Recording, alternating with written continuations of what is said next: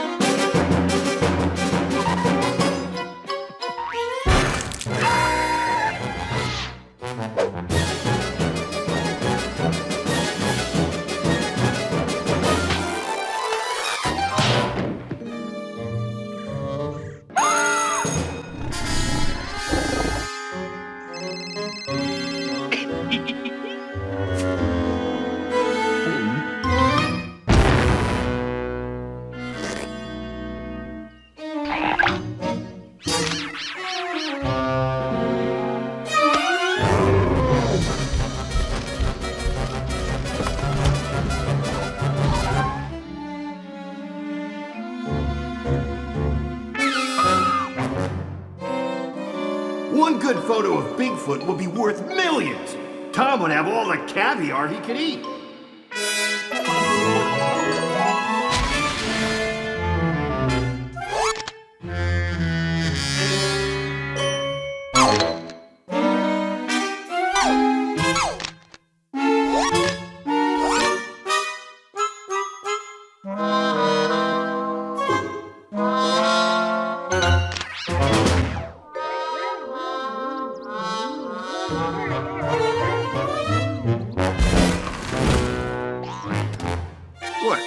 What is...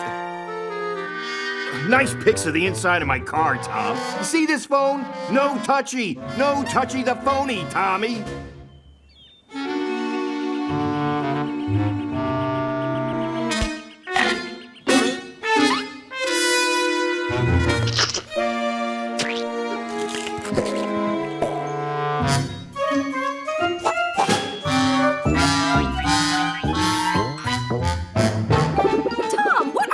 doing?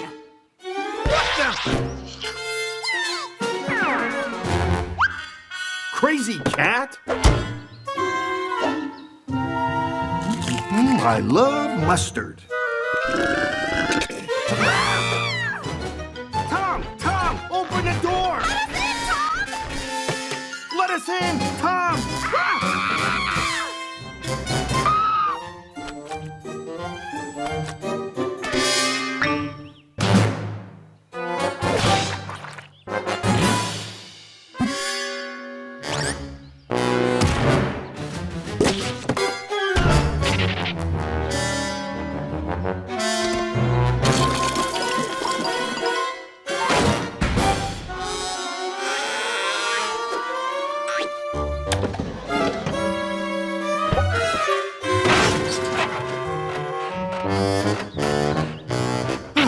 You gotta be kidding me!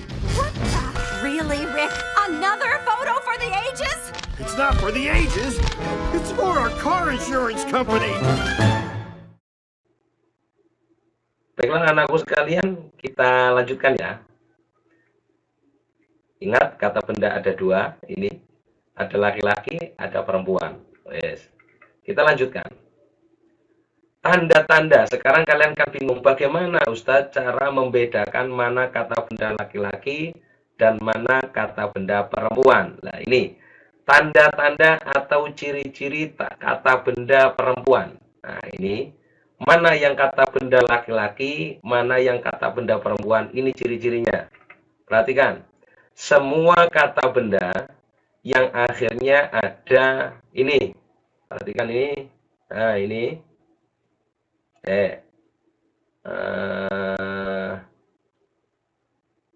Ini Ustaz kasih anu ya. Semua kata benda yang tanda-tanda atau ciri-ciri kata benda perempuan, semua kata benda yang akhirnya ada ini. Ini tulisan seperti itu, tulisan seperti ini ya, tulisan seperti ini, tuntun ini. Contohnya mimsahatun. Mimsahatun ini termasuk kata benda perempuan. Kenapa? Karena ada ininya, tonnya ini, ya, ada tonnya. Terus contoh lagi, mihfadotun artinya tas. Kata benda bisa dipegang. Ini laki-laki perempuan, perempuan. Kenapa? Karena ada ini, ada tonnya. Terus mistorotun, penggaris. Ini laki-laki apa perempuan? Perempuan. Kenapa? Karena ada tonnya. Ustaz ulangi lagi.